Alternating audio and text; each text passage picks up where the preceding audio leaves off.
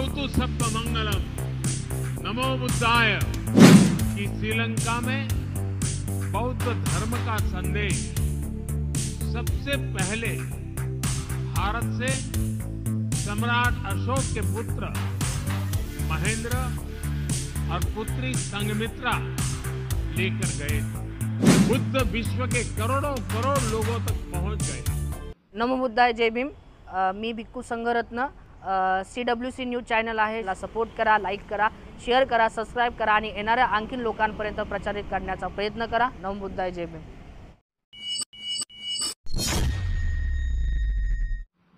नमो बुद्धाय।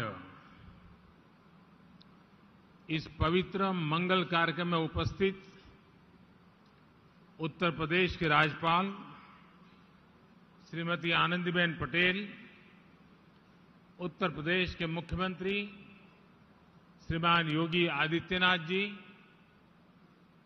Cabinet में मेरे सहयोगी श्री जी किशन रेड्डी जी, किरण रिजिजू जी, ज्योतिरादित्य सिंधिया जी, श्रीलंका से कुशीनगर पधारे श्रीलंका सरकार में कैबिनेट मंत्री श्रीमान नवल राजपक्षा जी, श्रीलंका से आए अति पूजनीय हमारे अन्य अतिथिगण, म्यांमार, वियतनाम, कंबोडिया, थाईलैंड, लाओ पीडीआर, भूटान और दक्षिण कोरिया के भारत में excellency ambassadors, Sri Lanka, Mongolia, Japan, Singapore, Nepal और अन्य देशों के वरिष्ठ राजनयिक, सभी सम्मानित भिक्षुगण और भगवान बुद्ध के सभी अनुयायी साथियों, अश्विन महीने की पूर्णिमा का ये पवित्र दिन कुशीनगर की पवित्र भूमि और अपने शरीर अंशों रैलिस के रूप में भगवान बुद्ध की साक्षात उपस्थिति, भगवान बुद्ध की कृपा से आज के दिन कई अलौकिक संगत, कई अलौकिक संयोग एक साथ प्रकट हो रहे हैं। अभी यहां आने से पहले मुझे कुशीनगर इंटरनेशनल एयरपोर्ट के लोकार्पण का सौभाग्य मिला है।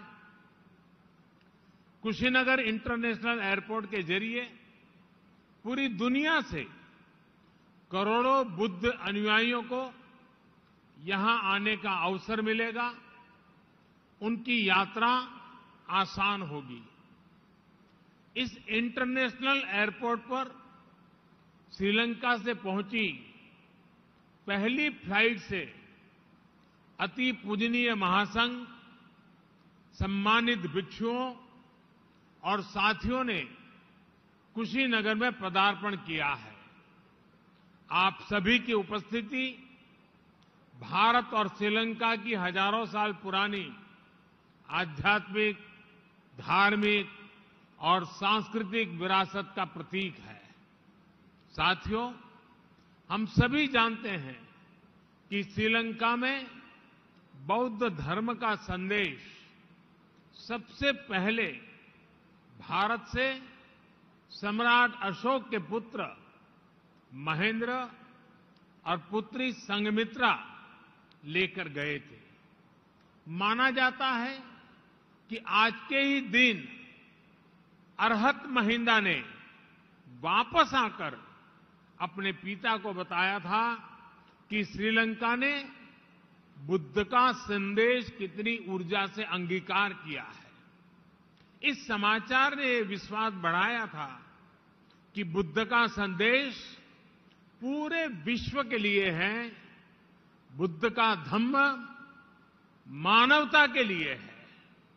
इसलिए आज का ये दिन हम सभी देशों के सदियों पुराने सांस्कृतिक संबंधों को नई ऊर्जा देने का भी दिन है। मैं आप सभी को बधाई देता हूं कि आप आज भगवान बुद्ध के महापरिनिर्वाण स्थल पर उनके सामने उपस्थित हैं। मैं श्रीलंका और दूसरे सभी देशों से आए हमारे सम्मानित अतिथिगणों का भी हार्दिक स्वागत करता हूं। हमारे जो अति पूजनीय महासंघ हमें आशीर्वाद देने के लिए उपस्थित हैं, उन्हें भी मैं आदरपूर्वक नमन करता हूं। आपने हम सबको भगवान बुद्ध के अवशेष स्वरूप रेलिक्स का दर्शन का सौभाग्य दिया है। यहां कुशीनगर के इस कार्यक्रम के बाद आप मेरे संसदीय क्षेत्र वाराणसी भी जा रहे हैं। आपकी पवित्र चरण रज वहां भी पड़ेगी, वहां भी सौभाग्य लेकर आएगी। साथियों, मैं आज इंटरनेशनल बुद्धिस्ट कॉन्फेडरेशन के सभी सदस्यों को भी बधाई देता हूं। आप जिस तरह आधुनिक विश्व में भगवान बुद्ध के संदेश को विस्तार दे रहे हैं, वह वाकई बहुत सराहनीय है। आज इस अवसर पर मैं अपने पुराने सहयोगी श्री शक्ति सिन्हा जी को भी याद कर रहा हूं। इंटरनेशनल बुद्धिस्ट कॉन्फेडरेशन के डीजी इसके तौर पर कार्य कर रहे शक्ति सिन्हा जी का कुछ दिन पहले ही स्वर्गवास हुआ है। भगवान बुद्ध में उनकी आस्था, उनका समर्पण हम सब के लिए एक प्रेरणा है। साथियों, आप सभी जानते हैं आज एक और महत्वपूर्ण अवसर है भगवान बुद्ध के तुलसीता से वापस धरती पर आने का। इसलिए आश्विन पूर्णिमा को आज हमारे भिक्षुगण अपने 3 महीने का वर्षावास भी पूरा करते हैं। आज मुझे भी वर्षावास के उपरांत संघ भिक्षुओं को चीवर दान का सौभाग्य मिला है। भगवान बुद्ध का ये बोध अद्भुत है, जिसने ऐसी परंपराओं को जन्म दिया। बरसात के महीनों में हमारी प्रकृति, हमारे आसपास के पेड़ पौधे नया जीवन ले रहे होते हैं। जीव मात्र के प्रति अहिंसा का संकल्प और पौधों में भी परमात्मा देखने का भाव, बुद्ध का ये संदेश इतना जीवंत है कि आज भी हमारे भिक्षु उसे वैसे ही जी रहे हैं। जो साधक हमेशा क्रियाशील रहते हैं, सदैव गतिशील रहते हैं, वो इन 3 महीनों में ठहर जाते हैं, ताकि कहीं कोई अंकुरित होता हुआ कोई बीज कुचल न जाए, निखरती हुई प्रकृति में अवरोध न आ जाए। ये वर्षावास न केवल बाहर की प्रकृति को प्रस्फुटित करता है, बल्कि हमारे अंदर की प्रकृति को भी संशोधित करने का अवसर देता है। साथियों, धम्म का निर्देश है, यथापि रुचिरम पुप्खम मणमंतम सुगंधकम एवं सुभाषिता वाचा सफला होती कुब्बतो। अर्थात अच्छी वाणी और अच्छे विचारों का अगर उतनी ही निष्ठा से आचरण किया जाए तो उसका परिणाम वैसा ही होता है जैसा सुगंध के साथ फूल। क्योंकि बिना आचरण के अच्छी से अच्छी बात बिना सुगंध के फूल की तरह ही होती है। दुनिया में जहां जहां भी बुद्ध के विचारों को सही मायने में आत्मसात किया गया है, वहां कठिन से कठिन परिस्थितियों में भी प्रगति के रास्ते बने हैं। बुद्ध इसलिए ही वैश्विक है क्योंकि बुद्ध अपने भीतर से शुरुआत करने के लिए कहते हैं। भगवान बुद्ध का बुद्धत्व है sense of unlimited, sense of ultimate responsibility, अर्थात हमारे आसपास, हमारे ब्रह्मांड में जो कुछ भी हो रहा है हम उसे खुद से जोड़कर देखते हैं, उसकी जिम्मेदारी खुद लेते हैं। जो घटित हो रहा है उसमें अगर हम अपना सकारात्मक प्रयास जोड़ेंगे तो हम सृजन को गति देंगे। आज जब दुनिया पर्यावरण संरक्षण की बात करती है, क्लाइमेट चेंज की चिंता जाहिर करती है, तो उसके साथ अनेक सवाल उठ खड़े होते हैं। लेकिन अगर हम बुद्ध के संदेश को अपना लेते हैं तो किसको करना है, इसकी जगह क्या करना है, इसका मार्ग अपने आप दिखने लगता है। साथियों, हजारों साल पहले भगवान बुद्ध जब इस धरती पर थे तो आज जैसी व्यवस्थाएं नहीं थी, लेकिन फिर भी बुद्ध विश्व के करोड़ों करोड़ लोगों तक पहुंच गए, उनके अंतर्मन से जुड़ गए। मैंने अलग अलग देशों में बौद्ध धर्म से जुड़े मंदिरों, विहारों में ये साक्षात अनुभव किया है। मैंने देखा है कैंडी से क्योटो तक, हेनोई से हम्बनटोटा तक भगवान बुद्ध अपने विचारों के जरिए मठों, अवशेषों और संस्कृति के जरिए हर जगह है। ये मेरा सौभाग्य है कि मैं कैंडी में श्री डलाडा महिला गोवा वहां दर्शन करने पहुंचा था। सिंगापुर में उनके दंत अवशेष के मैंने दर्शन किए और क्योटो में किनकाकुजी जाने का अवसर भी मुझे मिला। इसी तरह साउथ ईस्ट कंट्रीज के भिक्षुओं का आशीर्वाद भी मुझे मिलता रहा है। अलग अलग देश, अलग अलग परिवेश, लेकिन मानवता की आत्मा में बसे बुद्ध सबको जोड़ रहे हैं।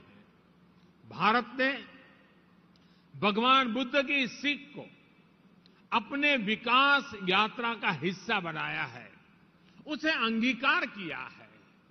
हमने ज्ञान को, महान संदेशों को, महान आत्माओं के विचारों को बांधने में कभी भरोसा नहीं किया है। उसको बांध के रखना ये हमारी सोच नहीं है। हमने जो कुछ भी हमारा था उसे मानवता के लिए मम भाव से अर्पित किया है। इसलिए अहिंसा, दया, करुणा ऐसे मानवीय मूल्य आज भी उतनी ही सहजता से भारत के अंतर्मन में रचे बसे हैं। इसलिए बुद्ध आज भी भारत के संविधान की प्रेरणा है। बुद्ध का धम्म चक्र भारत के तिरंगे पर विराजमान होकर हमें गति दे रहा है।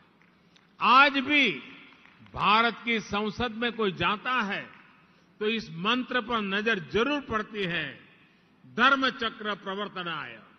साथियों, आमतौर पर ये भी धारणा रहती है कि बौद्ध धर्म का प्रभाव भारत में मुख्य रूप से पूरब में ही ज्यादा रहा, लेकिन इतिहास को बारीकी से देखें तो हम पाते हैं कि बुद्ध ने जितना पूरब को प्रभावित किया है उतना ही पश्चिम और दक्षिण पर भी उनका प्रभाव है। गुजरात का वडनगर, जो मेरा जन्म स्थान भी है, वो अतीत में बौद्ध धर्म से जुड़ा एक महत्वपूर्ण स्थान रहा है।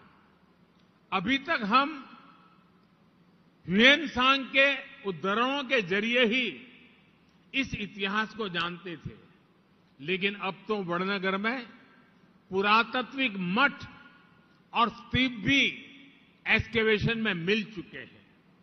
गुजरात का ये अतीत इस बात का प्रमाण है कि बुद्ध दिशाओं और सीमाओं से परे थे।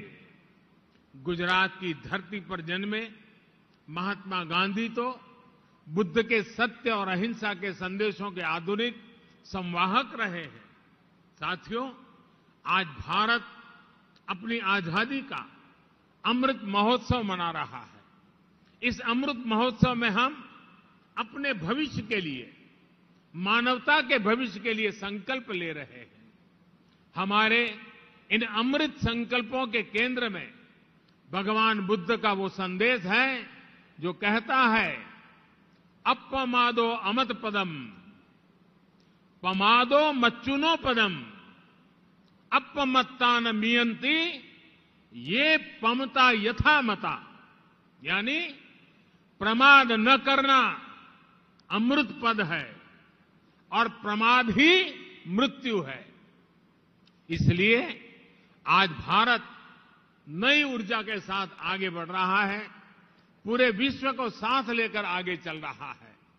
भगवान बुद्ध ने कहा था, अपदीपो भव, यानी अपने दीपक स्वयं बनो। जब व्यक्ति स्वयं प्रकाशित होता है तभी वह संस्कार को भी प्रकाश देता है। यही भारत के लिए आत्मनिर्भर बनने की प्रेरणा है। यही वो प्रेरणा है जो हमें दुनिया के हर देश के प्रगति में सहभागी बनाने की ताकत देती है। अपने इसी विचार को आज भारत सबका साथ, सबका विकास, सबका विश्वास और सबका प्रयास के मंत्र के साथ आगे बढ़ रहा है। मुझे पूरा विश्वास है कि भगवान बुद्ध के इन विचारों पर चलते हुए हम सब एक साथ मिलकर मानवता के कल्याण का मार्ग प्रशस्त करेंगे। इसी कामना के साथ आप सभी का बहुत बहुत धन्यवाद। भवतु सब्ब मंगलम। नमो बुद्धाय।